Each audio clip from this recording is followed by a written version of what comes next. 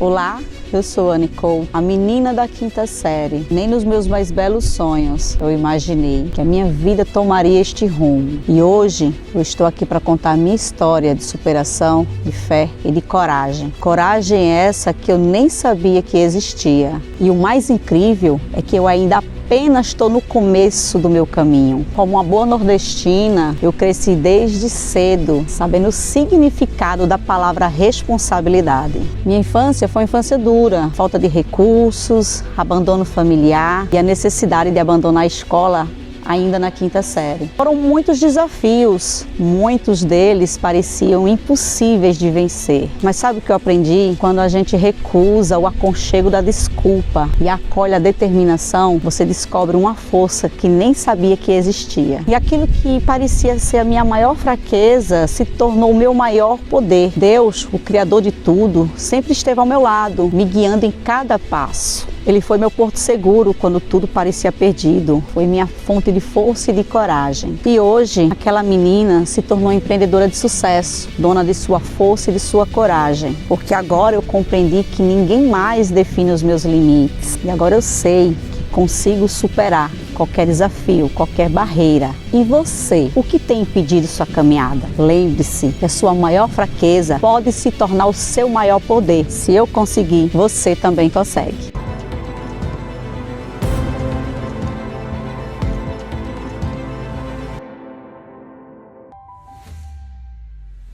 Olá pessoal, tudo bem com vocês? Não sei que hora que você vai estar assistindo, mas está no ar mais um CoutoCast. Para você que vem nos acompanhando desde então, você já sabe que eu já vim falando anteriormente. A partir de agora, de julho, o CoutoCast ele vem num novo formato. Ele agora vem naquele formato estilo streaming, aonde você vai estar maratonando cada capítulo dentro do formato de episódios.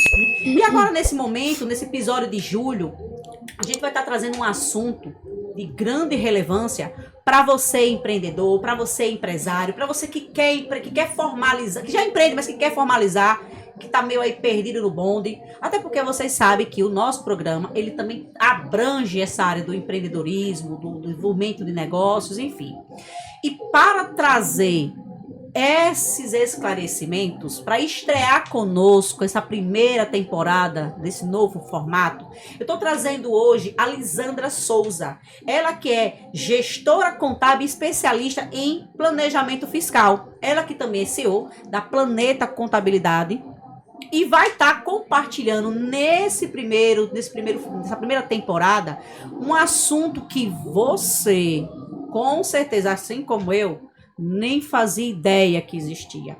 Então, Lisandra, muito obrigada por ter aceitado o nosso convite. Quero aqui também deixar claro que a Lisandra, através da Planeta Contabilidade, é patrocinadora dessa temporada do CoutoCast, além da GS Distribuidora, como vocês já sabem, e a Arte Modular. Então, com vocês, a Lisandra Souza, para poder aí tirar aquelas dúvidas. Fala um pouco, Lisandra, sobre o trabalho que você desenvolve, como a gente vai agora esclarecer para as pessoas. Olá, sobre os desafios do planejamento fiscal.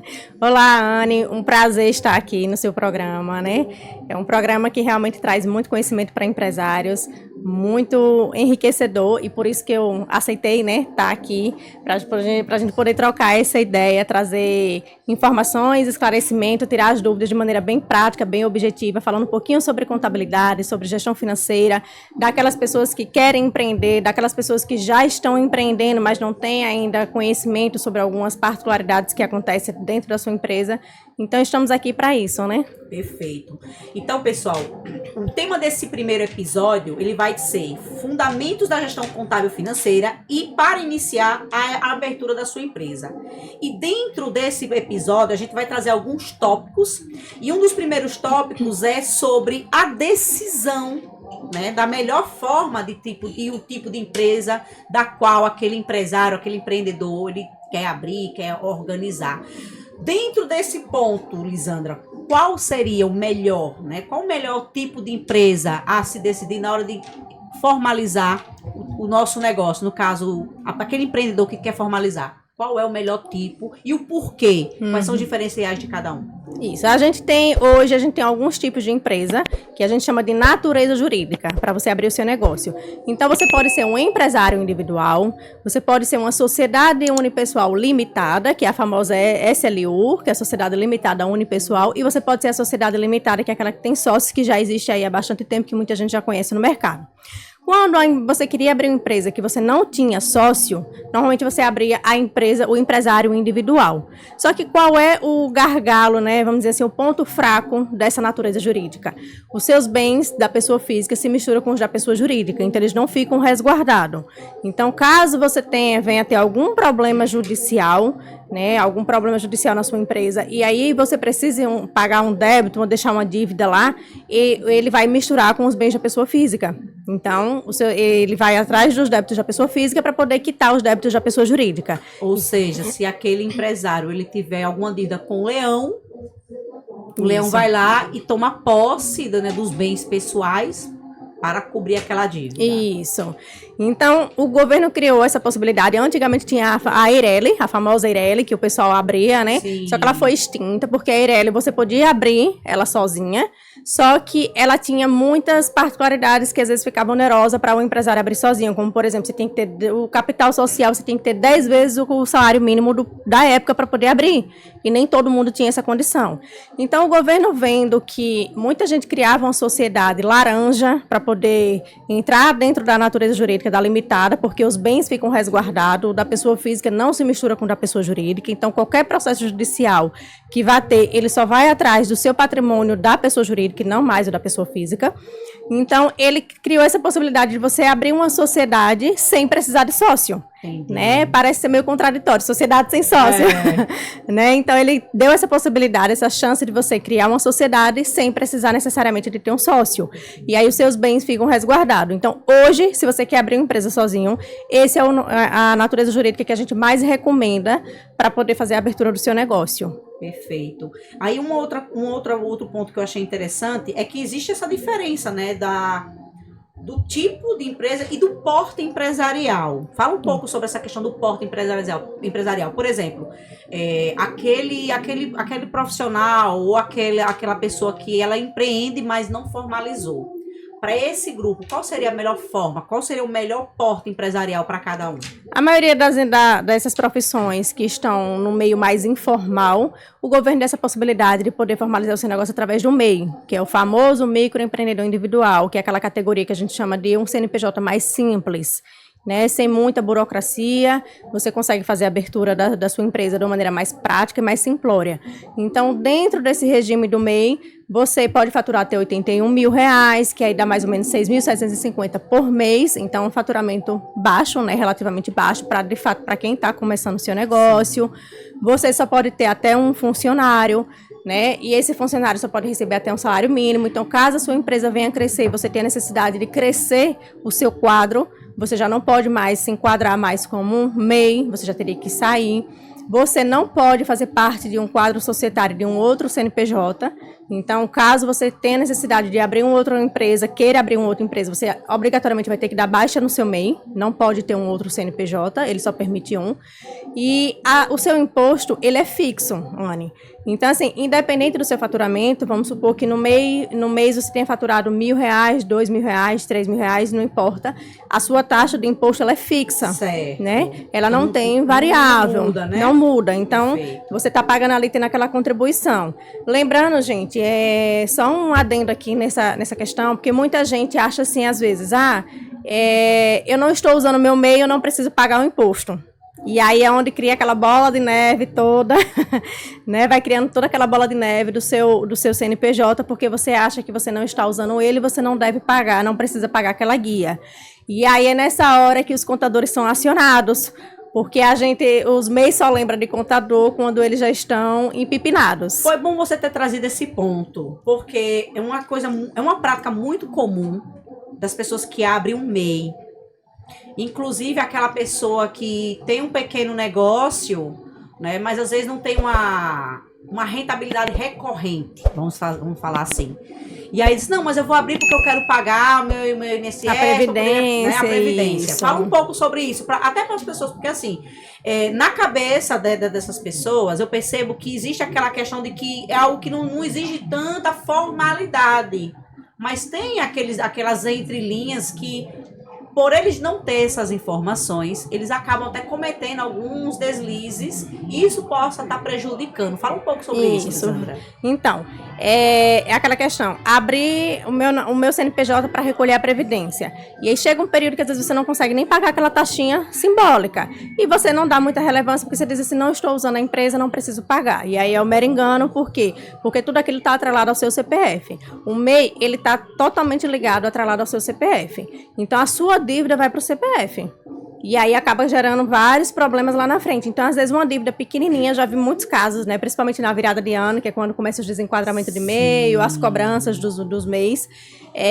A gente é procurado, né? Nós, contadores, só somos lembrados basicamente nessa época pelos microempreendedores individuais, porque é para desenrolar, né? A bucha que eles criaram lá. E às vezes é um débito tão pequenininho que gerou uma dívida absurda aí, às vezes de mais de 10 mil reais, porque eles vão deixando ali protelar, e aí vira um débito grande.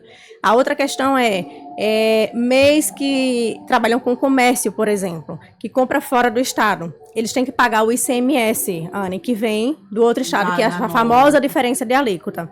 E muitos MEIs não têm conhecimento disso. Então, às vezes, vai gerando o débito lá do ICMS e eles não têm o conhecimento. E aí, quando a gente vai ver, ele foi desenquadrado pela Cefaz, que é a Secretaria da Fazenda, porque tem o débito lá que ele não tinha o conhecimento disso, porque ele acha que era só pagar aquela guia lá. Isso é muito comum com aquelas empreendedoras que sacoleiras, né? Isso. Porque às vezes esquecem de pagar esse ICMS que vem de fora e vai gerando esse débito lá. Quando chega no final do ano, o governo desenquadra ele dessa categoria do MEI. Porque para você estar dentro do MEI, como o governo entende que é uma categoria que é uma categoria privilegiada, porque você está pagando um imposto bem baixo, né? Fora do padrão. Então, assim, para você estar dentro dessa categoria, sendo beneficiado por esse regime tributário mais simplificado, você tem que estar regularizado. E aí ele acaba desenquadrando porque você tem débito lá que às vezes você nem sabia que existia. E aí, além de débitos e de faturamento, existe algum outro fator que pode gerar esse desenquadramento do MEI, Lisandra? Sim. Uma outra coisa que o governo está pegando muito é o controle pelos PIX. Porque quem é MEI não precisa emitir nota fiscal se você vender para pessoa física. Você é obrigado a emitir nota fiscal se você comercializar para pessoa jurídica. Então, assim, ele acha que se não emitir nota fiscal, o governo não vai saber quanto ele faturou. Só que as maquininhas de cartão de crédito ou a sua movimentação bancária através do PIX, ela é toda informada para o governo. As maquininhas, elas são obrigadas, as instituições financeiras são obrigadas a passar as informações de quanto foi faturado, tanto naquele CPF quanto naquele CNPJ. Então, o governo conseguiu desenquadrar muitos MEIs através dessa fiscalização. E aí as pessoas tomaram esse susto de receber só aquela cartinha lá, o comunicado que já estava desenquadrado. E o pessoal, mas como assim? Se eu nem vendi? Vendeu porque o governo conseguiu rastrear. Aí é onde entra, Lisandra, aquele papo que nós estávamos tendo nos bastidores. A gente sabe muito bem que muitos empreendedores, infelizmente, cometem esses deslizes até pela falta de informação. Né?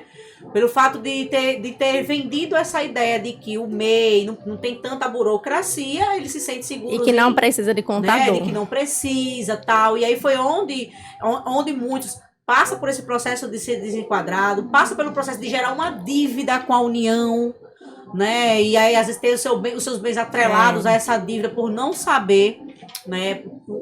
De fato, a falta de conhecimento, a falta de conhecimento acaba fazendo com que eles entrem nessas armadilhas, né? Isso. Aí no caso, Lisandra, dando sequência, né, essas orientações para esse microempreendedor, né, que se encontrou agora numa situação como essa, qual é a orientação mais adequada? Quais são as atitudes, né, quais são os processos que eles precisam tomar, as providências que eles precisam tomar para sair dessa condição? Bom, uma vez que ele foi desenquadrado, não tem mais jeito. Ele passa a ser uma empresa, a gente chama de uma empresa do regime normal, que aí ela vai para o Simples Nacional, né, o regime do Simples Nacional, que deixa de ser MEI e vai para o porte de ME, que é o próximo passo de porte de empresa. Então, ela passa a ser uma microempresa, né, que é um porte já maior, que já pode faturar aí até 360 mil no ano, que dá mais ou menos aí 30 mil por mês. Então, você vê que já subiu de nível, né, porque ele saiu de 6 mil para 30 mil mensal.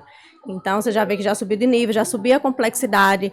O seu imposto, ele já é proporcional ao seu faturamento, porque é uma alíquota que a gente aplica proporcional ao seu faturamento, ela é uma alíquota progressiva. Então, quanto mais você fatura, mais imposto você vai pagar. Falando um pouquinho desse, a gente vai dar uma retroceder um pouquinho para a gente até trazer essa outra informação. Suponhamos que aquela empreendedora ela tem aquela resistência em abrir um MEI, né, ou formalizar, digamos assim, por causa de pagar imposto. Eu vou continuar sendo uma prestadora de serviço, então vou trabalhar, continuar vendendo produto e tal, como pessoa física. Passa um pouco para essas pessoas, qual é a diferença, principalmente na questão da alíquota, porque às vezes gera essa resistência, né, pela questão de, eu vou ter um custo com contabilidade, eu vou ter um custo maior com imposto. Traz um pouco aí esse diferenciar, essas informações a respeito disso. Hoje a gente não recomenda muito, são poucas situações em que a pessoa hoje consiga atuar como pessoa física seja mais benéfico, né?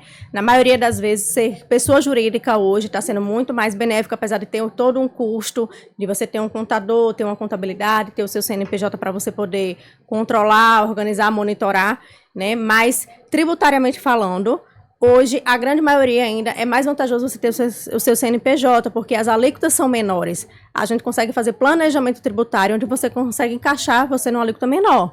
Porque você, faturando como pessoa física, dependendo do seu faturamento, você teria que pagar só de imposto de renda 27,5%. E como pessoa jurídica, dependendo da sua atividade, tem atividades que começam a tributar a partir de 4%, de 6%. Então, quais você vê as atividades de comércio começam com 4%. As atividades de serviço, por via de regra, 6%. E aí, a depender do tipo de atividade, ela vai subindo, né? Vai subindo sua alíquota, seu imposto. Voltando, dando sequência a esse assunto do MEI. A gente está falando, inclusive, nos bastidores sobre isso. Quais são as atividades, quais são as áreas que elas podem ser MEI, quais aqui não são, por quê? Traz um pouco sobre isso também. Anny, assim, o governo, a gente entende que o governo ele criou essa formalização do MEI para atividades mais informais, que é aquele vendedor ambulante, que é a manicure, o cabeleireiro, que, vamos dizer assim, que estavam à margem da sociedade e achavam que abrir uma empresa era algo muito complexo e meio que muito longe da realidade deles. Então, para formalizar o negócio, ele criou essa categoria do MEI de uma maneira mais simplificada, né? Como a gente já mencionou anteriormente. Então, assim, se você tem sua profissão, ela tem um conselho de classe, obrigatoriamente ela está sendo impeditiva de estar dentro do MEI. Então, eu me deparo muito, né, no dia a dia, pessoas que chegam, enfermeiros, nutricionista, psicólogo, dentista, enfim, personal, jornalista, que querem entrar no MEI. Se você tem um conselho de classe, você já está proibido de entrar no MEI, porque ele entende que a sua profissão ela é formalizada. Se ela é formalizada, você tem que ser uma empresa normal, né? A gente chama de empresa normal. Então, já não se encaixa mais na categoria de MEI. Você já tem que ter seu CNPJ como uma microempresa, entendeu? Aí, no caso, dentro desse contexto aí, aquele profissional que ele é CLT, ele, no caso, ele declara o imposto de renda como pessoa física normal. Mas suponhamos que ele quer prestar serviço a uma clínica, mas ele não quer ser contratado como pessoa física, ele quer ser contratado como pessoa jurídica. Ele, nesse caso, ele poderia, no caso, abrir esse CNPJ para poder prestar esse serviço a essa clínica? Pode, não tem problema nenhum. Inclusive, está se tornando muito comum esses contratos, né, a gente chama de PJização, né, está sendo muito comum, porque as empresas hoje não querem mais contratar pessoas físicas, né? Muitas profissões estão sendo contratadas apenas como pessoa jurídica, justamente para evitar esse vínculo trabalhista e evitar esses processos trabalhistas que estava muito comum antigamente, né? Hoje o sindicato perdeu um pouco a força em relação a esses processos trabalhistas, né? Perdeu um pouco a força.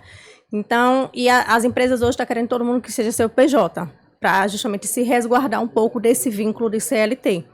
Então, tá bem, meio que normalizando, né, essa questão. Enfermeiros estão sendo contratados no hospital como PJ, médico hoje todo mundo é PJ, dentista, porque ninguém quer mais vincular ninguém a uma CLT. Perfeito. Além dos profissionais da área de saúde, quais são as outras categorias, Lisandra, que não é recomendado, né, o MEI, ela operar no mercado como MEI? esses prestadores de serviço, no caso? Engenheiros, arquitetos, jornalistas, como eu lhe falei, né? Contador não pode, né? Nossa profissão não pode, administrador, enfim, tem uma lista imensa. Todo ano o governo, na verdade, ele vai tirando do MEI, porque tinha muitas atividades que estavam sendo permitidas como MEI, só que assim, muita gente meio que se aproveitou disso. E aí o governo, né, quer queira, quer não, a gente sabe que muita finalidade do governo é a arrecadação, aumentar a arrecadação. Então, como ele viu que muita gente estava querendo entrar a todo custo no MEI, eu vou dar assim, um exemplozinho que acontece muito na prática do que eu vejo em relação ao MEI. As pessoas acabam tendo a mentalidade meio que restrita em relação ao seu crescimento, se bloqueia muito em relação ao seu crescimento. Porque a pessoa abre o seu MEI para poder iniciar o seu negócio. E aí, de repente, ela já está faturando acima dos 6.750. Eu vejo gente faturando aí já 10 mil por mês, 15 mil por mês, e fica ali se prendendo a não querer sair do MEI. Ainda não conseguiu virar a chavinha na cabeça de que você mudou de nível, que você precisa sair daquilo ali. Então, já vi gente dizendo assim, mas eu boto uma parte para entrar na conta da minha mãe, eu boto uma parte para entrar na conta do meu esposo, para não ser pego no MEI, porque não quer ser desenquadrada. E não demitir nota? Como é que emite? Então, porque o MEI ele só é obrigado a emitir nota fiscal para pessoa jurídica. Sim. Então, se você presta serviço para pessoa física, né, vamos supor, uma loja de roupa, ela não emite nota fiscal para pessoa física, não tem essa obrigatoriedade. Então, ele acha que não vai ser pego. E aí ele começa a desviar, colocar os PIX para cair na conta de um, na conta de outro, para não ultrapassar os 6 mil. Só que o governo tem como pegar isso, porque se você passar na maquinetazinha ali, ele vai pegar, uma hora ou outra ele vai pegar. Sem contar que ele consegue, se ele não pegar na saída, ele pega na entrada. Porque se o mês só pode faturar até 81 mil, você só pode comprar até 80% desse faturamento. Então, às vezes, ele não pega na saída, porque você conseguiu desviar de alguma forma, mas ele pega nas suas compras. Que aí ele vê que suas compras estão muito acima desse valor. Sim. Então, se você está comprando muito acima desse valor, com certeza você está vendendo acima desse valor. Então, de uma forma ou de outra, o governo está fechando o cerco, ele está conseguindo pegar muita gente que ainda tenta burlar, mas o negócio está ficando difícil. Aí trazendo, vamos supor, que aquele empreendedor que tem um teto, né? Ele tem ali o faturamento X, mas como é que ele consegue desmembrar? Porque tem a questão do custo, né? Aquele faturamento, ele tem que pagar, direcionar aquele percentual de faturamento para custo, para manutenção do seu negócio, para compra de mercadoria. Dentro desse processo, como é que ele pode aplicar as informações para que ele não venha ter nenhum tipo de prejuízo financeiro dentro da empresa dele, ou dentro da área dele, no caso? Então, você está falando o quê? Dos custos, das despesas da empresa? No caso do microempreendedor ainda. Do microempreendedor, então. Porque, na verdade, assim, ele tem que ter esse controle, né? Que a maioria dos meios, o problema é esse, que eles não têm esse controle, que não tem essa gestão financeira, aquela questão de achar que não tem necessidade de ter um contador. Às vezes a maioria dos meios só acha que tem necessidade de ter um contador quando ele tem um funcionário. Porque aí a gente tem que emitir a folha, gerar as guias para recolhimento. Do contrário, ele acha que é só gerar aquela guia lá, que já vem prontinha do governo e pronto. Mas aí a gente consegue ajudar ele no controle de caixa, no seu fluxo de caixa, justamente para ver o momento exato de ele fazer a migração, sair desse porte de MEI para ME. Porque, Anne, quando você é desenquadrado no meio do caminho, vamos dizer assim, no meio do ano, né? A gente agora está no mês de junho. E vamos supor que você já tenha conseguido ultrapassar esse seu faturamento aí dos 81 mil e o governo conseguiu pegar. Você não vai deixar de ser MEI daqui para frente. O governo vai retroagir. Então, você vai deixar de ser MEI de janeiro. Sim. Aí você passa a ser uma empresa no regime normal e você tem que recolher todo o seu imposto retroativo. Ou seja, aquele imposto que você recolheu como MEI, aquela taxinha pequenininha que você recolheu como MEI, é jogado no lixo, porque não serve. E você tem que recolher todo o seu passado como uma empresa normal, então acaba tendo uma onerosidade em relação a isso, por falta de um planejamento, né, por falta de um acompanhamento profissional, porque você não tem controle dos seus custos, você não tem controle das suas compras, você não tem controle das suas despesas, dos seus gastos, do seu faturamento, você não tem controle de nada. Perfeito. Né? E aí você vai crescendo meio desnorteado. E a ideia de você crescer com acompanhamento profissional é para a gente poder fazer esse direcionamento e indicar exatamente o momento ideal de você partir para uma microempresa. Aí, além dos profissionais, né, do qual você já citou, qual outro profissional, nesse caso, que não faz parte de um conselho, que não pode, no caso, estar dentro do MEI, que a gente está até conversando sobre isso nos bastidores, né, até para esclarecer, né, essas empreendedoras que têm estabelecimento, que contratam, porque o MEI só pode ser só ter um funcionário, né? Mas aí, no caso, Além desse outro diferencial, além dessa categoria, qual é uma outra categoria que não pode? E que eu me lembro aqui, os consultores, geralmente quem é consultor, a depender da consultoria também não é permitido dentro do MEI. E assim, salão de beleza, ele pode ser MEI, tá? O salão de beleza você pode ser MEI. Só que quando você é um salão de beleza, que você contrata manicures, que você contrata cabeleireiras, que você contrata profissionais que são MEI, você não pode mais ser MEI. Você tem que ser uma empresa do regime normal para você poder contratar os MEIs, né? E aí fazer aquele salão parceiro. Sim. Então, isso é uma modalidade que, Lisandra, eu sou o salão, não posso ser MEI? Posso, pode, desde que você atue individual. A partir do momento que você contrata outros MEIs para fazer essa parceria, então você já não pode mais se enquadrar como MEI. Perfeito. Aí você já tem que ser uma empresa, uma ME normal, né? Que é aquele outro porte mais superior, que a gente falou, que você já pode você já pode contratar mais de um funcionário, você já fatura aí 360 mil no ano, você já precisa de uma contabilidade, o seu faturamento, a sua alíquota já é em cima do seu faturamento, então realmente assim, é uma alíquota, para quem está acostumado a pagar um imposto pequenininho, é o que assusta muita gente, às vezes, sair dessa categoria de MEI para ir para o ME por causa da alíquota do imposto, que sobe bastante.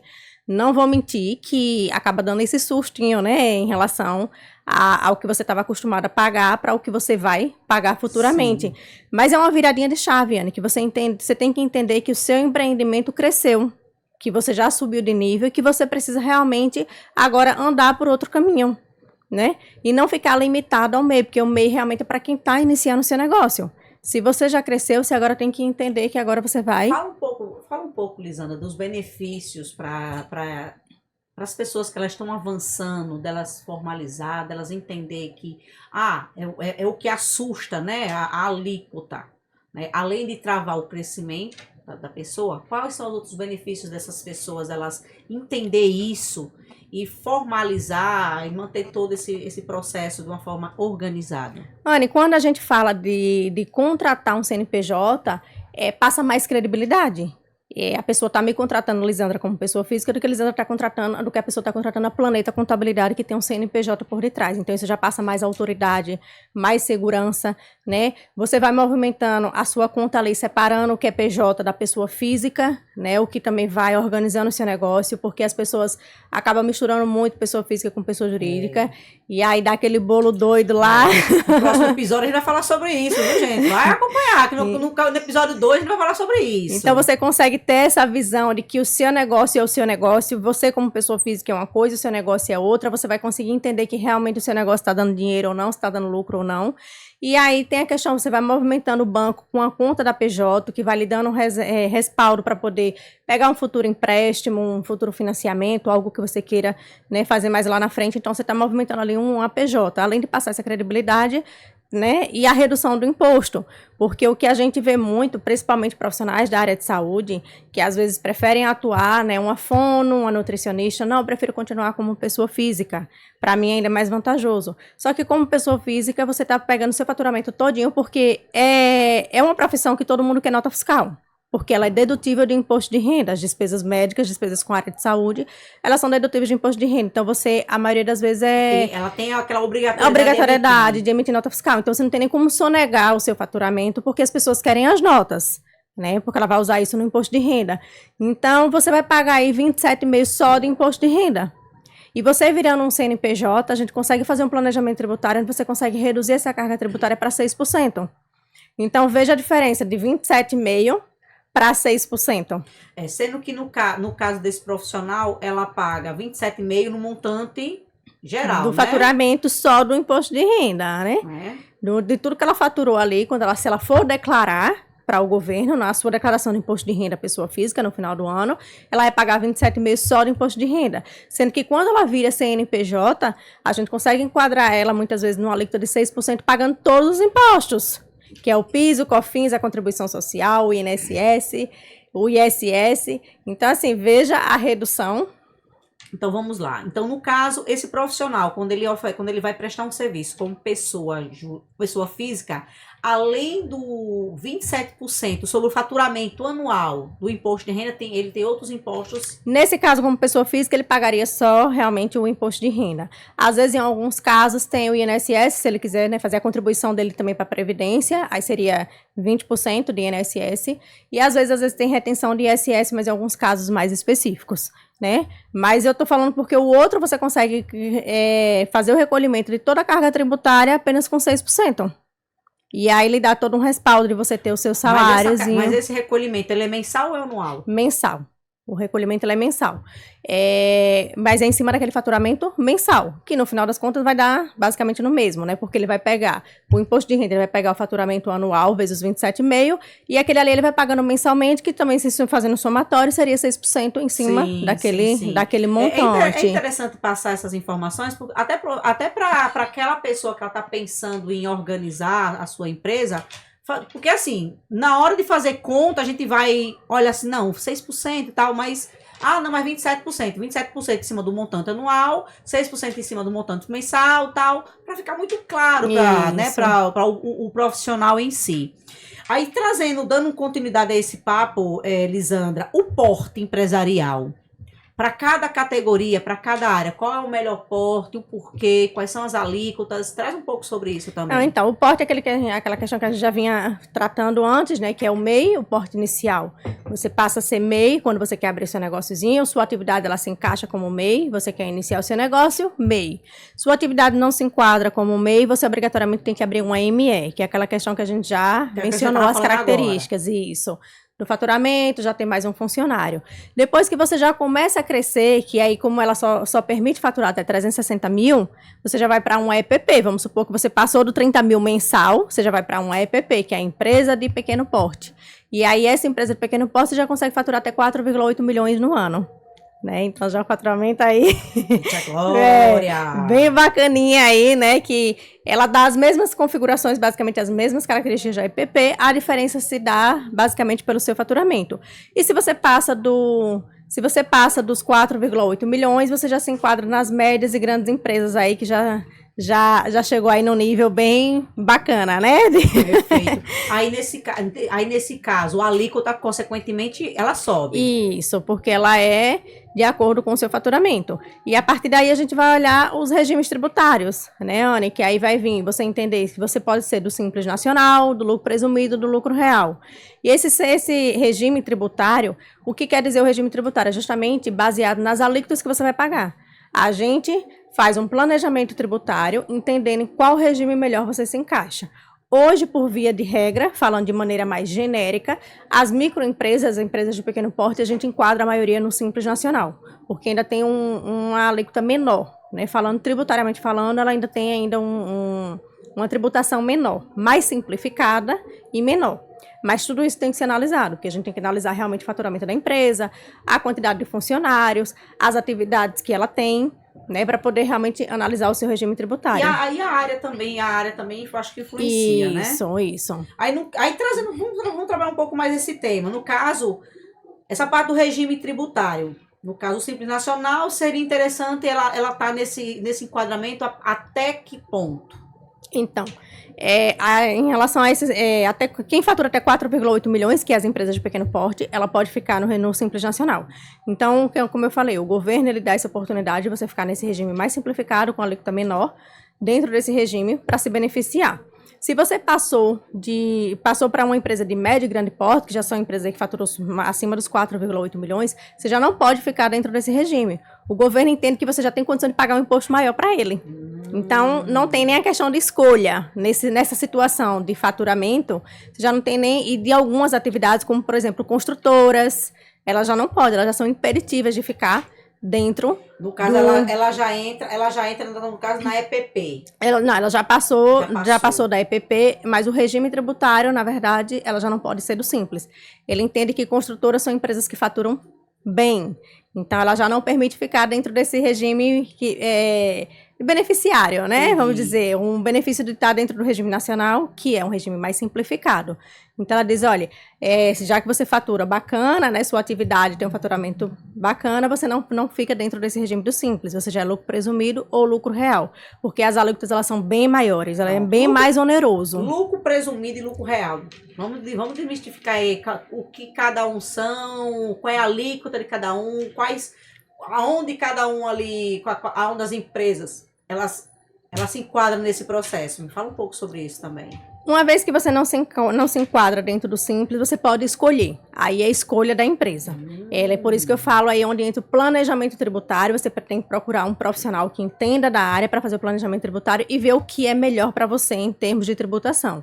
Porque o lucro presumido, o governo entende assim, que você vai presumir o seu lucro baseado na sua receita e na sua atividade. Então, vou dar um exemplo aqui. Vamos supor que você é uma empresa de consultoria, prestadora de serviço, você já faturou acima dos 4,8 milhões, você já não está mais... Eu recebo e tão posso. Você já não está mais dentro do Simples. Então, você vai presumir que desse seu faturamento, 32% é o seu lucro. E a partir daí você vai aplicar suas alíquotas para poder pagar os impostos. O PIS, a COFINS, o imposto de renda, a contribuição social. Esse imposto, ele vai ser contabilizado em cima do faturamento ou do lucro? Do faturamento. Aí, por isso que ele diz que é uma presunção. Porque você presumiu que dentro do seu faturamento você teve 32% de lucro e aí tributa, tá? Então ele vai pegar o seu faturamento mesmo real e faz essa presunção, por isso que ele chama de presumido, porque você não tem, você não controla as deduções das suas despesas, dos seus custos, que é diferente do lucro real. O lucro real é realmente aquela contabilidade fiel, você conseguir ter esse controle, que é a grande dificuldade hoje dos empresários, ter esse controle realmente dos seus números para você controlar tudo que entrou, tudo que saiu, seus custos, suas despesas, porque aí o lucro real você vai pegar o seu faturamento, deduzir as suas despesas, deduzir os seus custos, para ver realmente qual foi o seu lucro real. Por isso que ele se chama lucro real, porque você vai ver a realidade. Aí dentro desse, no caso, dentro do lucro real, essa tributação também, ela é no faturamento? Não, aí vai ser em cima do seu lucro. Vai ser em cima aí do justamente lucro. em cima do lucro. Por isso que ele chama de lucro real, porque aí você vai pegar todo o seu faturamento e vai vir deduzindo tudo que você gastou na empresa, né? Então, nesse caso, para um empresário hoje, eu acredito, né, pela lógica, eu vendo como empresário, é mais interessante para esse empresário ele vir para esse lado do lucro real. Do lucro real, né? Então, depende da atividade, é isso que a gente falou. As microempresas hoje, a gente aconselha ficar dentro do Simples Nacional por causa das alíquotas reduzidas. Então, mesmo que ela tribute em cima do faturamento, às vezes é mais vantagem, porque elas também não têm muito controle, Anne, de você controlar realmente as suas despesas, os seus custos, porque no lucro real você tem que ter tudo isso muito afiado, né? Muito fiel, Sim. as informações muito fiéis. E aí, o lucro real é bem complexozinho para a gente até debater, assim, aqui, porque ela tem muita minuciosidade, muita particularidade. Então, tipo, uma indústria, ela pode usar algumas situações como créditos, né? Tem algumas atividades, alguns impostos, ICMS, ele dá oportunidade de crédito, de você se creditar em algumas situações. Então, é um regime mais complexo. Aí você diz assim, é mais vantagem porque eu vou tributar em cima do lucro. Só que as alíquotas elas são muito maiores. Entendeu? E o custo da sua folha, ela é muito alto. Porque dentro do Simples Nacional, você tem um custo com folha razoavelmente baixo. Porque se você, dá um exemplo aqui, se você tem um funcionário hoje no Simples Nacional, o seu custo se dá, né, a grosso modo, em termos de impostos, você vai pagar basicamente 8% de FGTS. Porque o INSS é descontado do próprio funcionário. A empresa ela só faz o repasse para o governo, tá? Então, se você olhar, é só 8%. Né? Lógico que tem vale transporte, 13º, férias, Sim, enfim, sim. mas a gente está falando de questão de impostos sobre aquele funcionário. Quando ela vai para o lucro real, você vai ter um custo de quase 30%. Por isso que a gente diz que tudo depende. Não dá para ser uma resposta muito precisa. Porque aí você vai ter que pagar o INSS, tem 20% patronal, tem 5,8% de RAT, do SESC, Senat, ele inventa 1.001 alíquota aí por dentro para você pagar. Então, por isso que a gente diz assim, tudo tem que ter um planejamento tributário. A gente não tem como dar uma resposta muito precisa do que é melhor ou não. Quais seriam as categorias, Lisandra, que você recomendaria, então, no caso desse processo? Indústria, comércio, prestação de serviço? Para ser lucro real, bem sincera, as empresas já realmente de grande porte, né? Quem é indústria, quem já está com seu faturamento muito alto, porque realmente a carga tributária ela também aumenta muito. Além da complexidade que a gente tem que mandar muitas informações para o governo, muitos SPEDs, né? O tal dos SPEDs, os famosos SPEDs, que são as declarações digitais que ele pede, que são bem mais complexas. Então, o empresário ele vai ter que estar com a sua contabilidade muito bem amarrada, muito bem controlada. Se ele não consegue ter isso, não é vantajoso nem ele ficar no lucro real. Porque se ele não consegue mandar essas informações para o contador bem amarradinha, ele já vai ser penalizado numa declaração. Porque uma declaração que tenha erro ou não seja enviada dentro do prazo, ele vai ter uma penalidade de R$ 5.000. Entendeu? Então, assim, por isso que a gente não aconselha muito pequenininho tá dentro de um regime desse, pela complexidade. Além da complexidade, o custo também, né? O custo. Porque, queira ou não, isso. Se aquele empreendedor, aquele microempresário, ele tá hoje com faturamento até 4 milhões, mas ele tem um custo alto também, né? Porque a gente sabe que para faturar 4 milhões, obviamente, vocês vão entender um pouco sobre isso no episódio 2, tá? Segura aí, a gente vai falar sobre isso. A gente sabe muito bem que para ter aquele faturamento, o investimento e a margem de lucro também não é tão... Então, realmente não se torna tão vantajoso. É interessante a gente realmente entender um pouco sobre isso, porque aqui em Sergipe a gente tem muitas grandes empresas, né? A gente sabe muito bem que abre-se, né, muitas oportunidades, mas ainda existe muito empreendedor. Isso. Né? Acho que a grande maioria, inclusive pós-pandemia, a gente estava falando sobre isso nos bastidores, né? Muitas empresas fechou aqui em Aracaju, principalmente. E aí muitas pessoas correram para a atividade empreendedora. Então, existe aquele empreendedor que ele começa com algo pequeno, tal, começa a crescer e acha que, não, agora tô faturando X, tal, vou ter que obrigatoriamente mudar, ou ele acaba sendo desenquadrado. Isso. E aí tem esses entraves, tem esses detalhes nas entrelinhas que fica despercebido.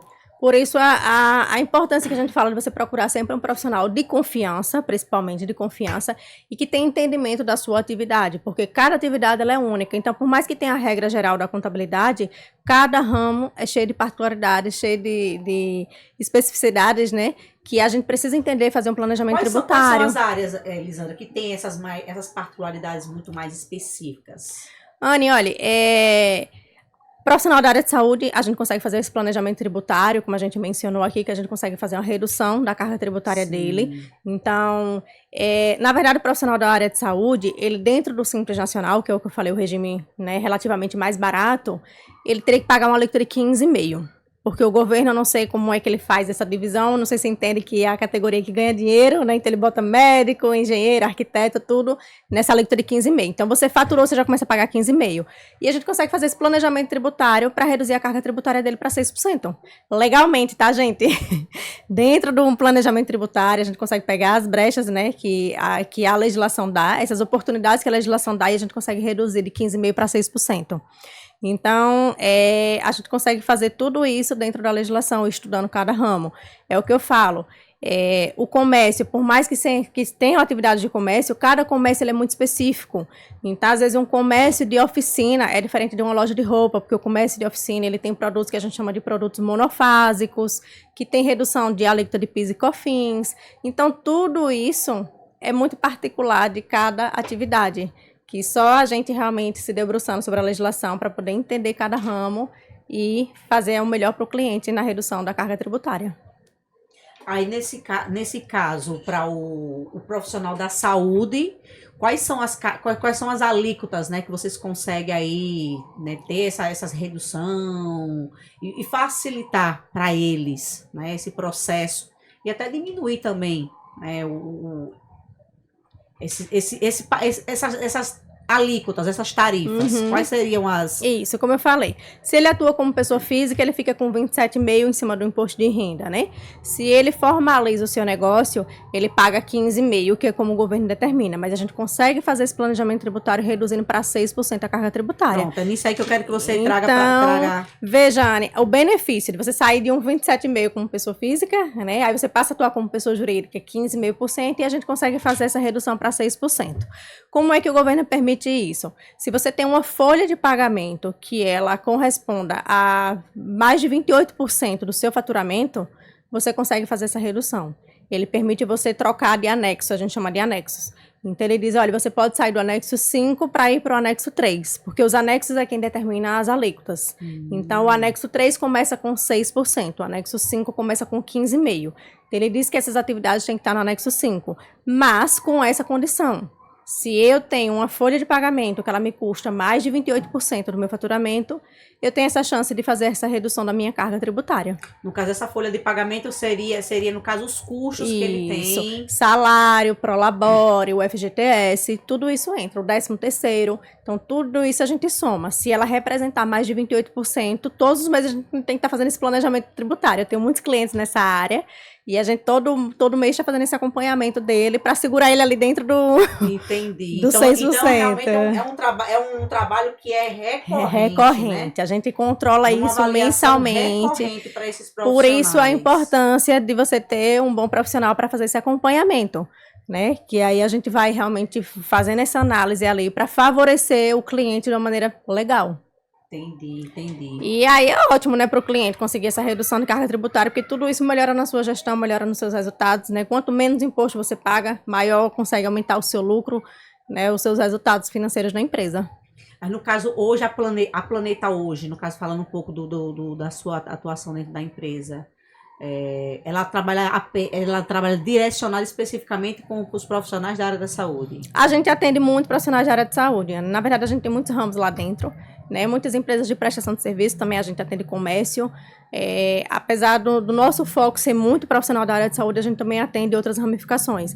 É porque os clientes vão chegando, né? E a gente vai criando meio que um nicho, né? Sim, vai nichando. Vai nichando. Eu já atendi muito profissional de construção civil, que é uma área bem complexa e muito particular, que você até perguntou, né? Qual a área. Então, assim, a área de construção civil ela é muito minuciosa, muito cheia de particularidades, o que gera, às vezes, até desconhecimento por parte dos profissionais. É porque, assim, a gente tem que entender que nossa legislação brasileira, nossa legislação tributária, ela não é nada fácil. O que ela puder dificultar a vida do cidadão, ela dificulta. Então, a gente realmente tem que estudar bastante para poder entender cada área, cada ramificação. No caso, quais são essas particularidades da área da construção civil?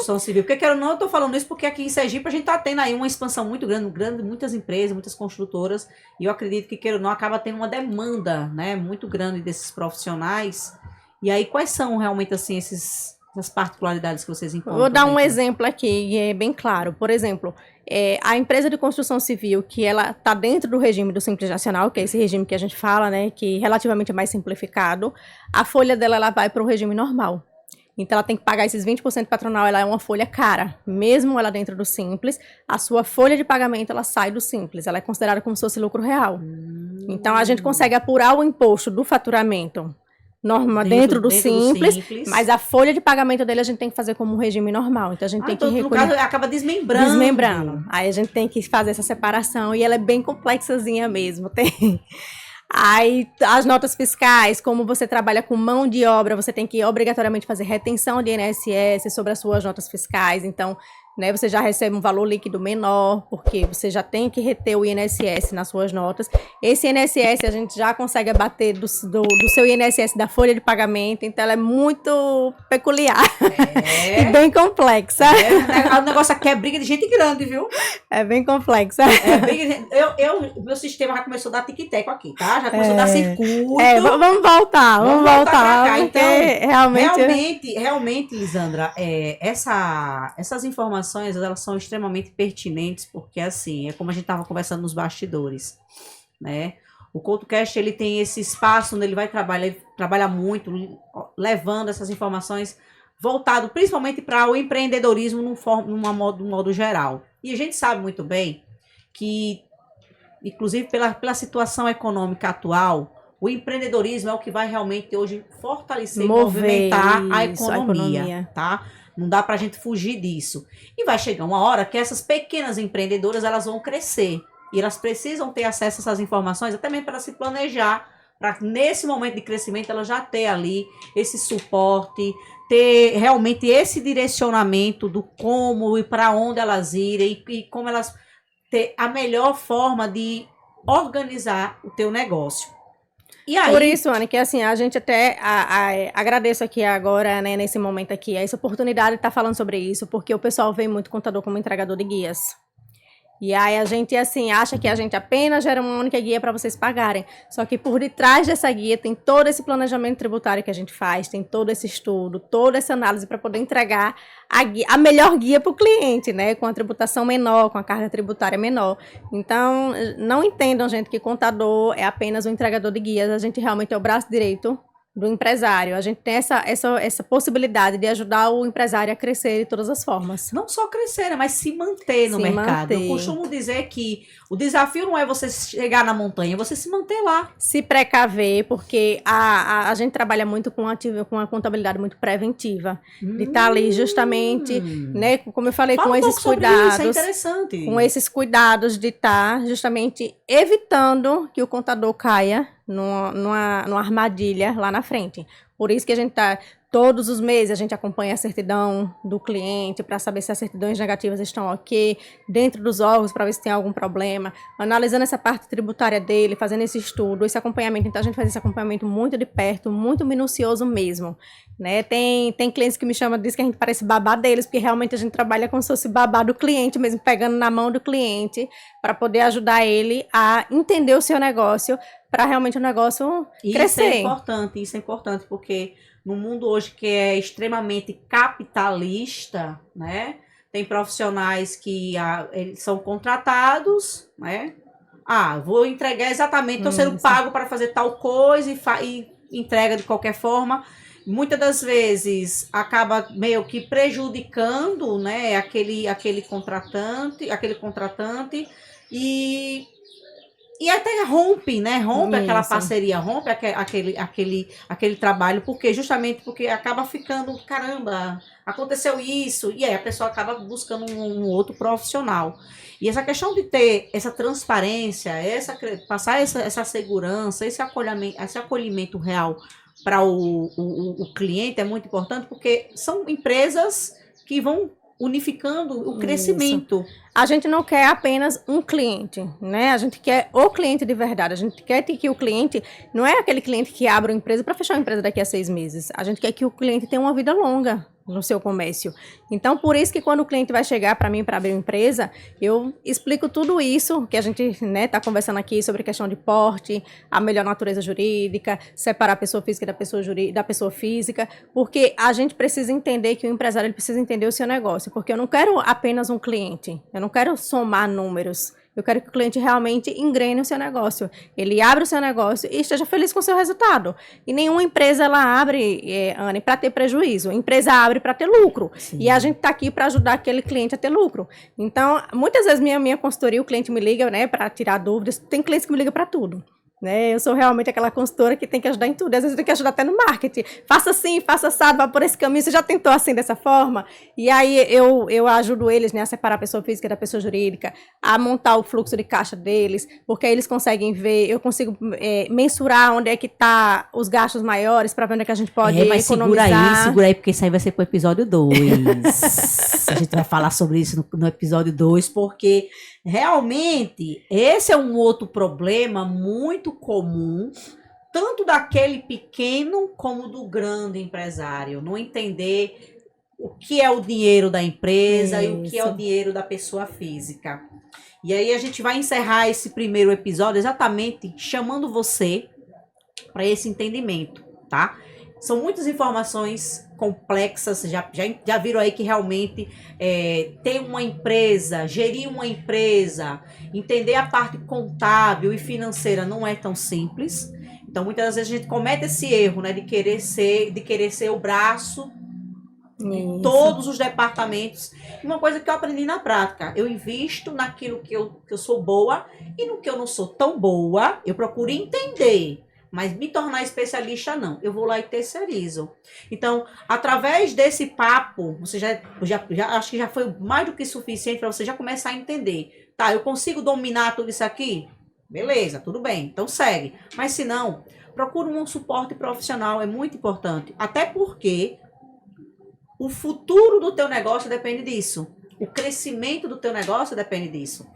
E claro, já vou chamar vocês para o episódio 2, porque no episódio 2 nós vamos falar um pouco sobre distribuição de lucros e Prolabore. Vocês vão entender exatamente aonde você pode colocar a mão no dinheiro da tua empresa e aonde você não pode, tá? Então, segure aí, porque semana que vem vem o episódio 2 do CoachCast com esse tema.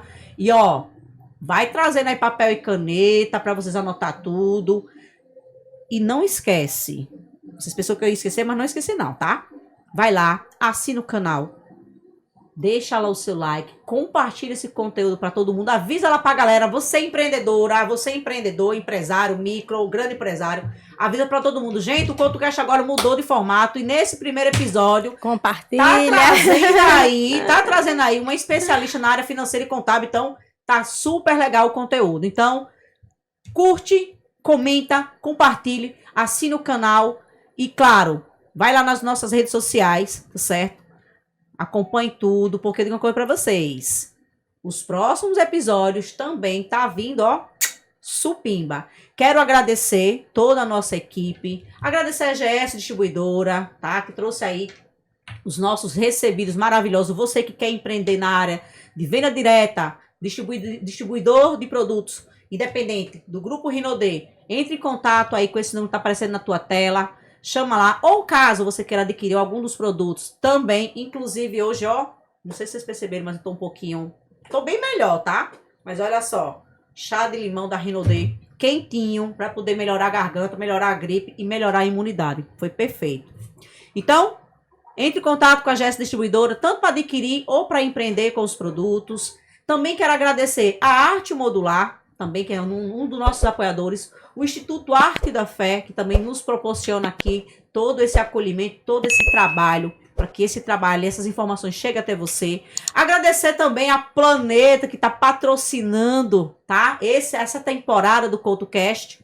E ó, toda a nossa equipe que tá ali, ó, trabalhando, ralando pra caramba para entregar o melhor para você. Posso deixar minhas redes sociais? Então, é isso que eu ia falar agora. Você pode deixar aí, Lisandra, encerrando aí, agradecendo o pessoal e deixa aí suas redes sociais para que o pessoal procure não só a Lisandra, pessoa física, como pessoa jurídica através da Planeta. Primeiro, quero agradecer aqui esse episódio, espero que tenha trazido muito conhecimento para vocês, né, muito aprendizado, esclarecido muitos pontos que eu sei que é de dúvidas de muitos empreendedores. Como o Oni falou, nos próximos episódios a gente vai trazer mais, né, explanar muito mais conteúdos. E eu quero pedir aqui que vocês, se puderem, seguir as nossas redes sociais, que é @planetacontabilidade.se e o site www.planetacontabilidadese.com.br. Lá na página do meu Instagram tem um link na bio que vocês podem clicar e vai diretamente para o meu WhatsApp. Então, qualquer dúvida que vocês precisarem, estou à disposição. Tá dado os recados, gente. Eu agora, ó, vou estar encerrando esse episódio 1 desse novo momento do CoachCast, mas espero você na próxima semana para o episódio 2. Vamos aprender a como utilizar os nossos recursos, vamos aprender a separar dinheiro da empresa, dinheiro da pessoa física e também entender um pouco sobre custos fixos e custos variáveis. Eu espero você na próxima semana. Então, beijo no coração de todos vocês. Muito obrigado por ter ficado conosco até agora. E aguardo vocês na próxima semana, em mais um episódio do CoachCast. Tchau, tchau. Olá, eu sou a Nicole, a menina da quinta série. Nem nos meus mais belos sonhos eu imaginei que a minha vida tomaria este rumo. E hoje eu estou aqui para contar a minha história de superação, de fé e de coragem. Coragem essa que eu nem sabia que existia. E o mais incrível é que eu ainda apenas estou no começo do meu caminho. Como uma boa nordestina, eu cresci desde cedo, sabendo o significado da palavra responsabilidade. Minha infância foi uma infância dura, falta de recursos, abandono familiar e a necessidade de abandonar a escola ainda na quinta série. Foram muitos desafios, muitos deles pareciam impossíveis de vencer. Mas sabe o que eu aprendi? Quando a gente recusa o aconchego da desculpa e acolhe a determinação, você descobre uma força que nem sabia que existia. E aquilo que parecia ser a minha maior fraqueza se tornou o meu maior poder. Deus, o Criador de tudo, sempre esteve ao meu lado, me guiando em cada passo. Ele foi meu porto seguro quando tudo parecia perdido. Foi minha fonte de força e de coragem. E hoje, aquela menina se tornou empreendedora de sucesso, dona de sua força e de sua coragem. Porque agora eu compreendi que ninguém mais define os meus limites. E agora eu sei que consigo superar qualquer desafio, qualquer barreira. E você, o que tem impedido sua caminhada? Lembre-se que a sua maior fraqueza pode se tornar o seu maior poder. Se eu conseguir, você também consegue.